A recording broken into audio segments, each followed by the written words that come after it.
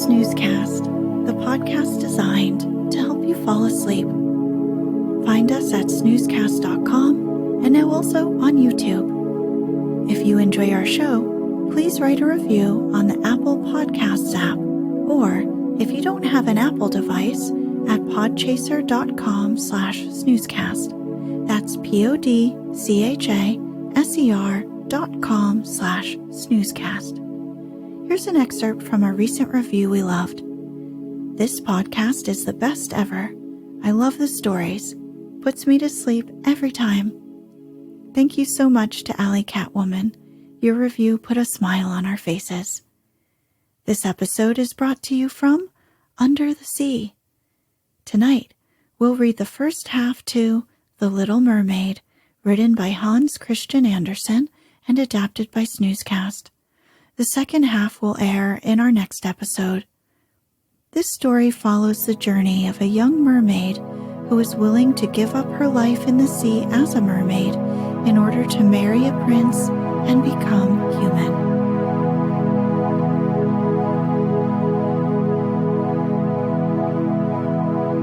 Let's get cozy.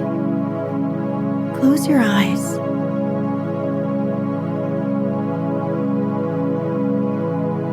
Relax your body into the softness of your bed.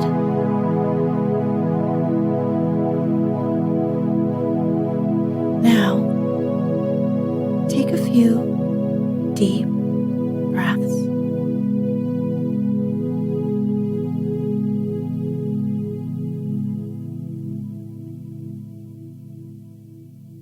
Far out in the ocean, where the water is as blue as the prettiest cornflower and as clear as crystal, it is very, very deep.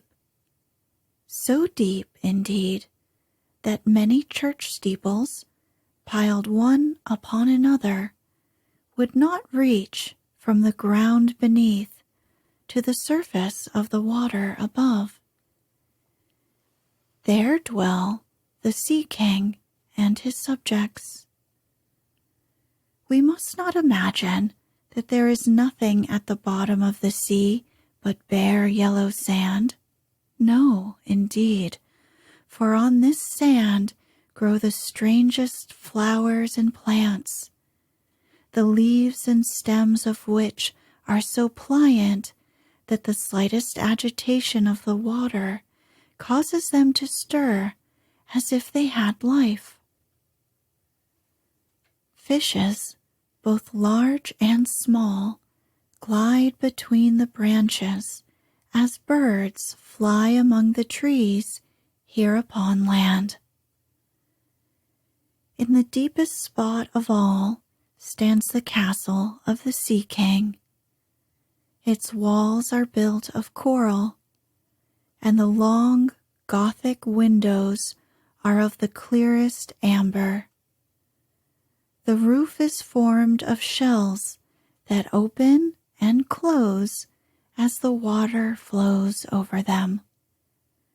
Their appearance is very beautiful, for in each lies a glittering pearl which would be fit for the diadem of a queen. The Sea King had been a widower for many years, and his aged mother kept house for him.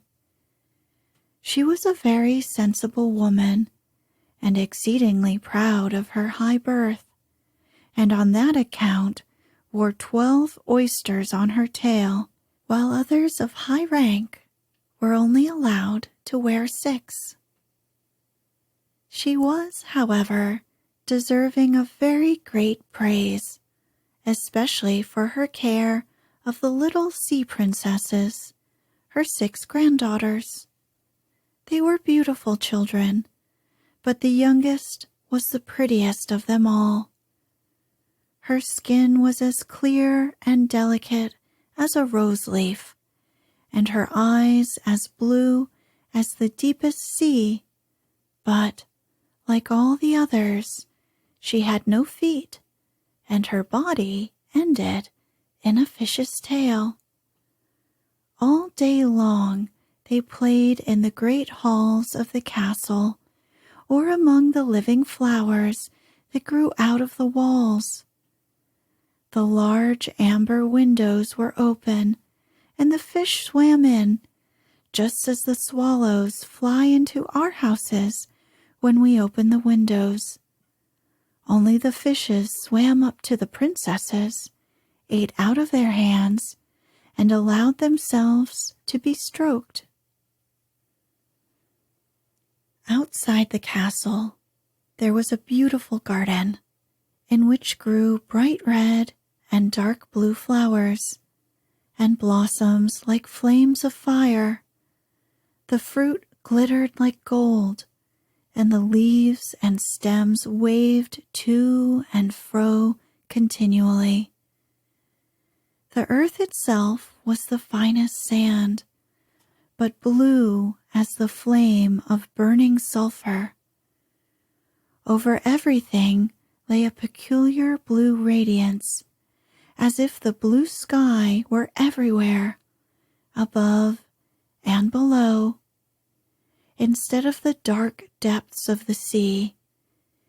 In calm weather, the sun could be seen, looking like a reddish-purple flower, with light streaming from the calyx.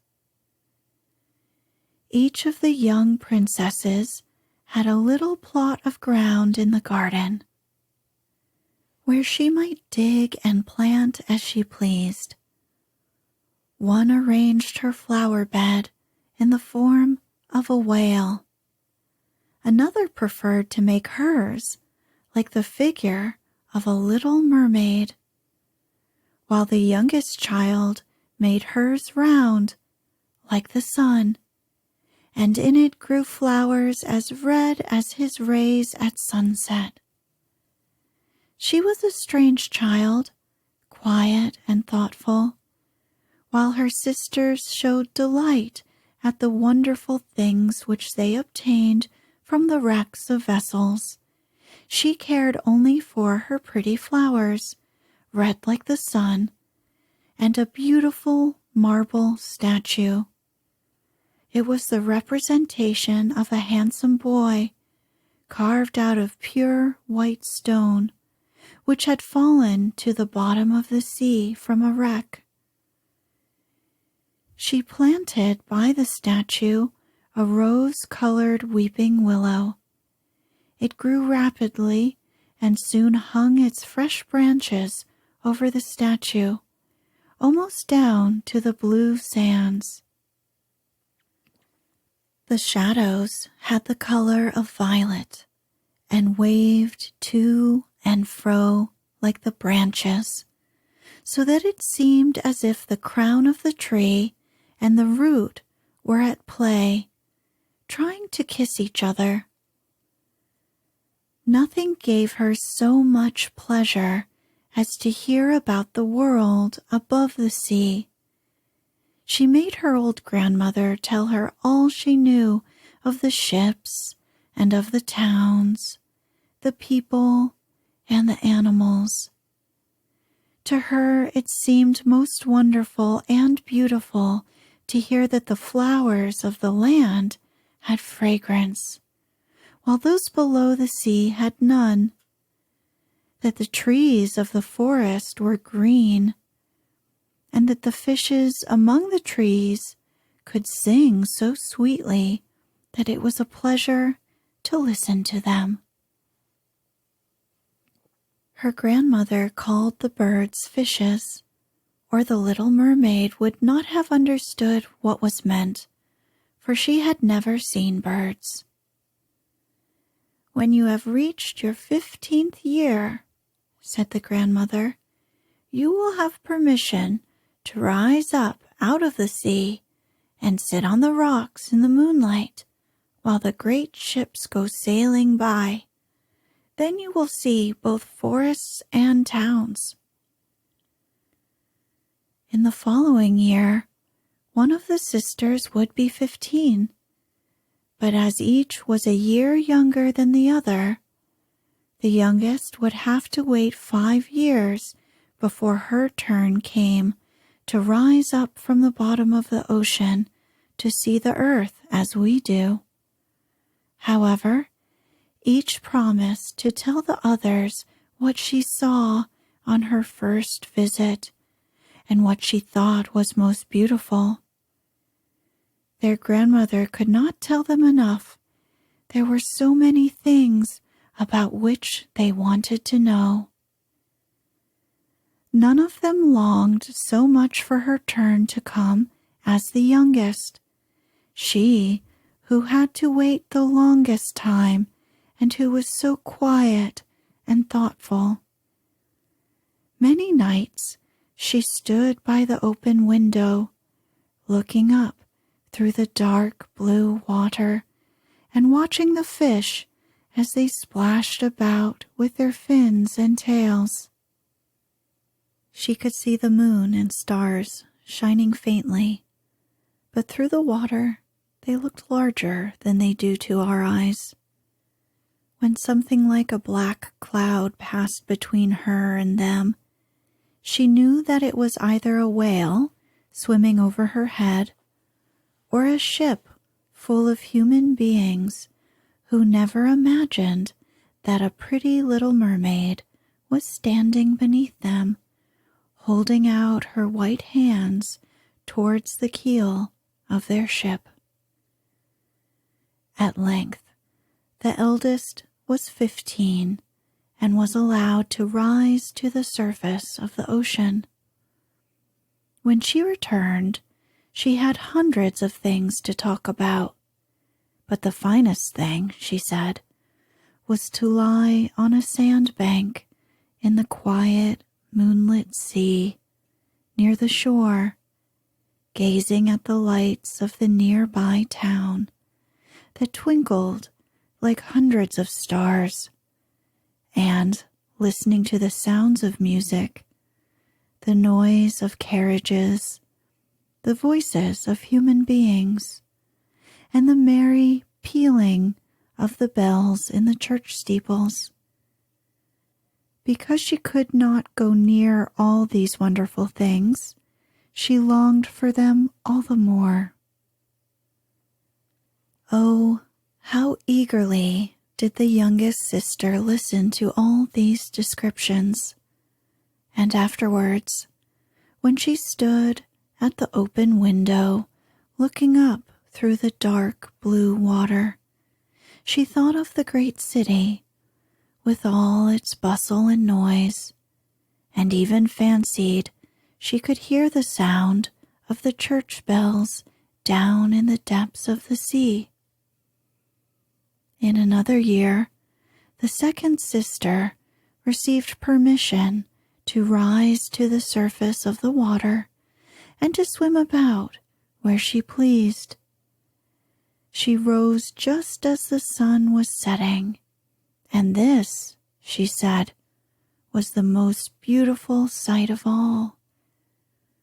The whole sky looked like gold and violet and rose-colored clouds, which she could not describe, drifted across it. And more swiftly than the clouds flew a large flock of wild swans toward the setting sun, like a long white veil across the sea. She also swam towards the sun, but it sank into the waves, and the rosy tints faded from the clouds and from the sea. The third sister's turn followed, and she was the boldest of them all, for she swam up the broad river that emptied into the sea. On the banks she saw green hills covered with beautiful vines, and palaces and castles peeping out from amid the proud trees of the forest. She heard birds singing and felt the rays of the sun so strongly that she was obliged often to dive under the water to cool her burning face.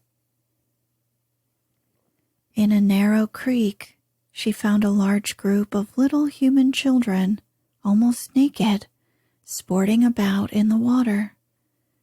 She wanted to play with them, but they fled in a great fright. And then a little black animal. It was a dog, but she did not know it, for she had never seen one before, came to the water and barked at her so furiously that she became frightened and rushed back to the open sea. But she said she should never forget the beautiful forest, the green hills, and the pretty children who could swim in the water, although they had no tails. The fourth sister was more timid. She remained in the midst of the sea, but said it was quite as beautiful there as nearer the land. She could see many miles around her, and the sky above looked like a bell of glass. She had seen the ships, but at such a great distance that they looked like seagulls.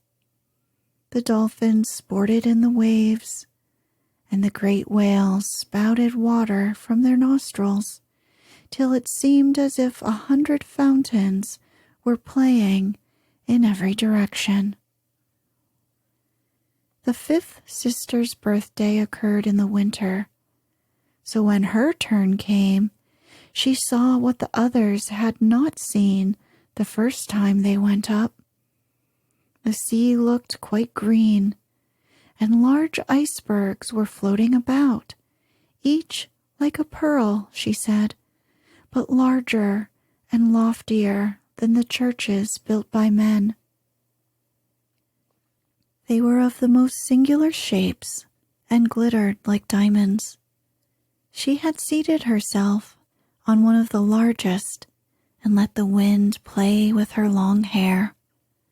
She noticed that all the ships sailed past very rapidly, steering as far away as they could, as if they were afraid of the iceberg.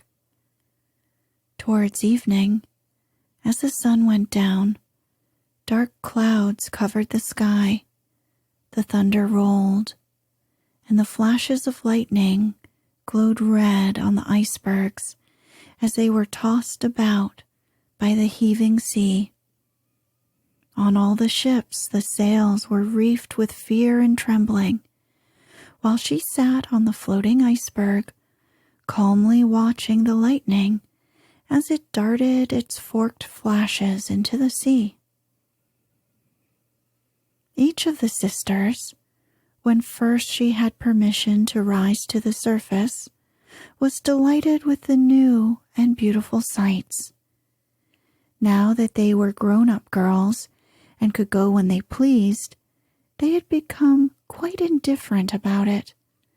They soon wished themselves back again, and, after a month had passed, they said it was much more beautiful down below and pleasanter to be at home. Yet often, in the evening hours, the 5 sisters would twine their arms about each other and rise to the surface together. Their voices were more charming than that of any human being, and before the approach of a storm, when they feared that a ship might be lost, they swam before the vessel, singing enchanting songs of the delights to be found in the depths of the sea, and begging the voyagers not to fear if they sank to the bottom.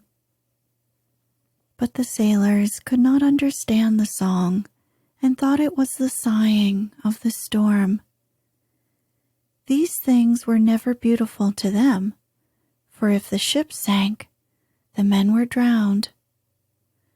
When the sisters rose, arm in arm, through the water, their youngest sister would stand quite alone, looking after them, ready to cry. Only, since mermaids have no tears, she suffered more acutely. "Oh, were I but 15 years old," said she, "I know that I shall love the world up there and all the people who live in it." At last she reached her 15th year. "Well, now you are grown up," said the old dowager, her grandmother. "Come, and let me adorn you like your sisters." And she placed in her hair a wreath of white lilies, of which each flower leaf was half a pearl. Then the old lady ordered 8 great oysters to attach themselves to the tail of the princess to show her high rank. Oh, how gladly she would have shaken off all this grandeur and laid aside the heavy wreath. The red flowers in her own garden would have suited her much better. So she said farewell and rose as lightly as a bubble to the surface of the water. The sun had just set when she raised her head above the waves. The clouds were tinted with crimson and gold, and through the glimmering twilight beamed the evening star in all its beauty. The sea was calm, and the air mild and fresh. A large ship with 3 masts lay becalmed on the water. Only 1 sail was set, for not a breeze stirred, and the sailors sat idle on deck or amidst the rigging. There was music and song on board, and, as darkness came on, 100 colored lanterns were lighted, as if the flags of all nations waved in the air. The little mermaid swam close to the cabin windows, and now and then, as the waves lifted her up, she could look in through glass window panes and see a number of gaily dressed people. Among them, and the most beautiful of all, was a young prince with large black eyes. He was 16 years of age, and his birthday was being celebrated with great display. The sailors were dancing on deck, and when the prince came out of the cabin, more than 100 rockets rose in the air, making it as bright as day. The little mermaid was so startled that she dived under the water, and when she again stretched out her head, it looked as if all the stars of heaven were falling around her. She had never seen such fireworks before. Great suns spurted fire about. Splendid fireflies flew into the blue air, and everything was reflected in the clear, calm sea beneath. The ship itself was so brightly illuminated that all the people, and even the smallest rope, could be distinctly seen. How handsome the young prince looked as he pressed the hands of all his guests and smiled at them, while the music resounded through the clear night air. It was very late, yet the little mermaid could not take her eyes from the ship or from the beautiful prince. The colored lanterns had been extinguished. No more rockets rose in the air, and the cannon had ceased firing. But the sea became restless, and a moaning, grumbling sound could be heard beneath the waves. Still, the little mermaid remained by the cabin window, rocking up and down on the water so that she could look within. After a while, the sails were quickly set, and the ship went on her way. But soon the waves rose higher, heavy clouds darkened the sky, and lightning appeared in the distance. A dreadful storm was approaching. Once more the sails were furled, and the great ship pursued her flying course over the raging sea. The waves rose mountain high, as if they would overtop the mast, But the ship dived like a swan between them, then rose again on their lofty, foaming crests. To the little mermaid this was pleasant sport, but not so to the sailors. At length the ship groaned and creaked. The thick planks gave way under the lashing of the sea. As the waves broke over the deck, the mainmast snapped asunder like a reed, and as the ship lay over on her side, the water rushed in. The little mermaid now perceived that the crew were in danger. Even she was obliged to be careful, to avoid the beams and planks of the wreck which lay scattered on the water. At one moment it was pitch dark, so that she could not see a single object. But when a flash of lightning came, it revealed the whole scene. She could see everyone who had been on board except the prince. When the ship parted, she had seen him sink into the deep waves, and she was glad, for she thought he would now be with her. Then she remembered that human beings could not live in the water. So she swam about among the beams and planks which strewed the surface of the sea, forgetting that they could crush her to pieces. Diving deep under the dark waters, rising and falling with the waves, she at length managed to reach the young prince, who was fast losing the power to swim in that stormy sea. His limbs were failing him, his beautiful eyes were closed, had not the little mermaid come to his assistance. She held his head above the water and let the waves carry them where they would. In the morning, the storm had ceased, but of the ship not a single fragment could be seen. The sun came up red and shining out of the water, and its beams brought back the hue of health to the prince's cheeks, but his eyes remained closed. The mermaid kissed his high, smooth forehead and stroked back his wet hair. He seemed to her like the marble statue in her little garden, so she kissed him again and wished that he might live. Presently they came in sight of land, and she saw lofty blue mountains on which the white snow rested as if a flock of swans were lying upon them.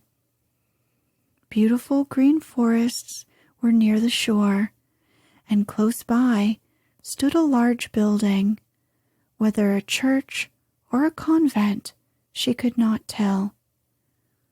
Orange and citron trees grew in the garden, and before the door stood lofty palms.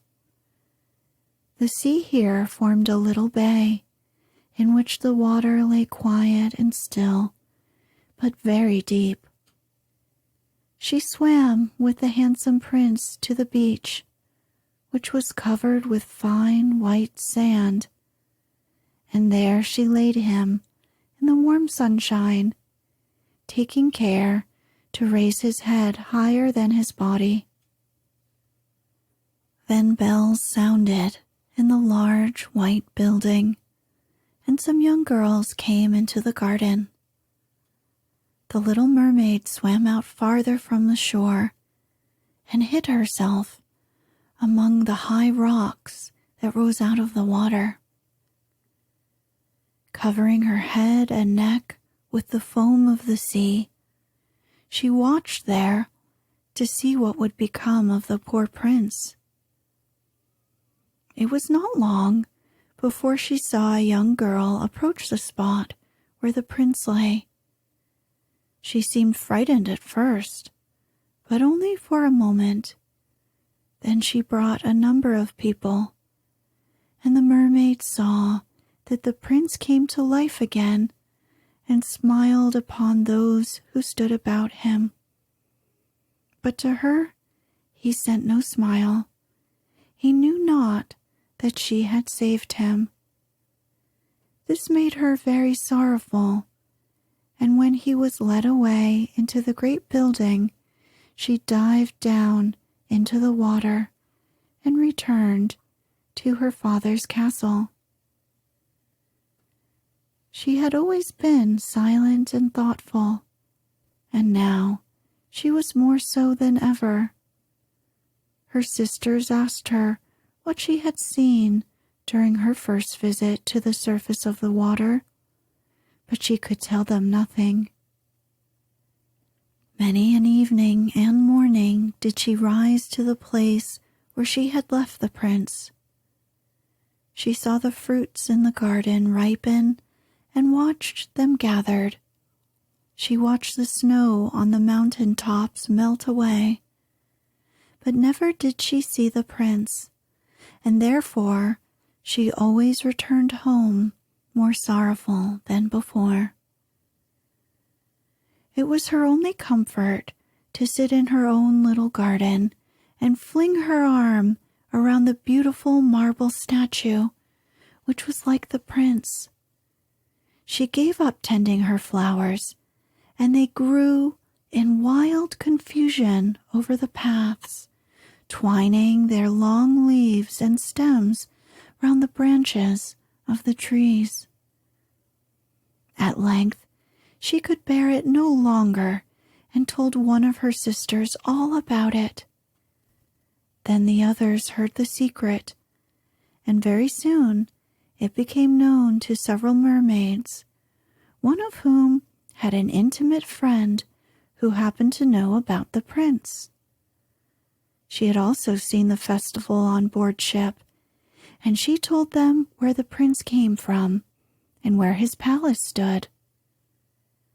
"Come, little sister," said the other princesses. Then they entwined their arms and rose together to the surface of the water, near the spot where they knew the prince's palace stood. It was built of bright yellow, shining stone, and had long flights of marble steps, one of which reached quite down to the sea. Splendid gilded cupolas rose over the roof, and between the pillars that surrounded the whole building stood lifelike statues of marble. Through the clear crystal of the lofty windows could be seen noble rooms with costly silk curtains and hangings of tapestry and walls covered with beautiful paintings. In the center of the largest salon, a fountain threw its sparkling jets high up into the glass cupola of the ceiling, through which the sun shone in upon the water and upon the beautiful plants that grew in the basin of the fountain. Now that the little mermaid knew where the prince lived, she spent many an evening and many a night on the water near the palace.